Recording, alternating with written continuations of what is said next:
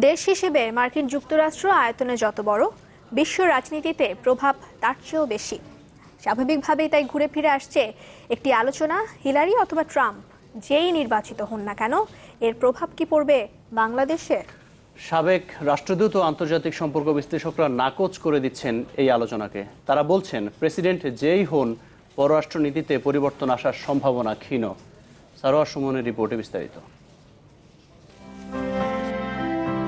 ১-২ হাজার নয়, প্রায় ১৩,৫০০ কিলোমিটার দূরের দেশের নির্বাচন।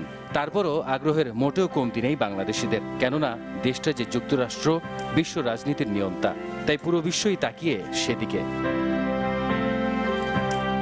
বছর মাস দিন পেরিয়ে আর মাত্র কয়েক ঘন্টার অপেক্ষা, মার্কিনিরা নির্বাচন করবে তাদের রাষ্ট্রপ্রধান। কার ভাগ্যে ছিড়বে শিকে, হিলারি নাকি ট্রাম্প, সেই প্রশ্ন সবার মুখে। কে জিতলে কি হবে তারা করছে সেই ভাবনাও। তাদের সাথে সম্পর্ক আমাদের ভালো রাখতে হয়, এটা ভালো ছিল এবং এখনও ভালোই আছে। এবং আমি মনে করি যে আমেরিকাতে যেই প্রেসিডেন্ট হবে আমাদের সাথে সম্পর্কের কোনো তেমন তারতম্য হবে না। মার্কিন যুক্তরাষ্ট্রের ভূ রাজনৈতিক উদ্দেশ্যটা কি? ভূ রাজনৈতিক উদ্দেশ্যটা হলো যে তার ব্যবসা বাণিজ্য এবং তার যে আর্মামেন্ট বা তার যে ওয়েপনারি ক্যাপাসিটিটা আছে সেটাকে বজায় রাখা।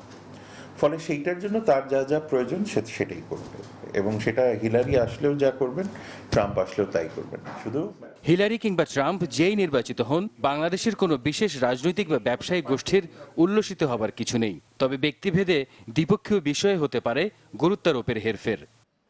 আমাদের যে ইম্পর্টেন্স আছে সেটা সবাই রিকগনাইজ করবে, আমেরিকা ডাজ রিকগনাইজ দ্যাট।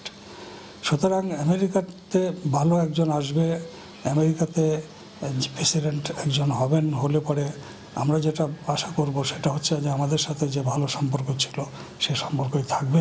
মার্কিন যুক্তরাষ্ট্রের ক্ষেত্রে বাংলাদেশের ভূমিকাটা কি হবে সেটা বাংলাদেশকে নিরূপণ করতে হবে। তবে হ্যাঁ, লিডারশিপের কিছু কিছু বিষয় থাকে, যে লিডারশিপ কোন বিষয়টাকে প্রায়োরিটিতে আনবেন, কোন বিষয়টাকে কম প্রায়োরিটিতে রাখবেন, সেটা আমাদের জন্য চিন্তার বিষয় আছে।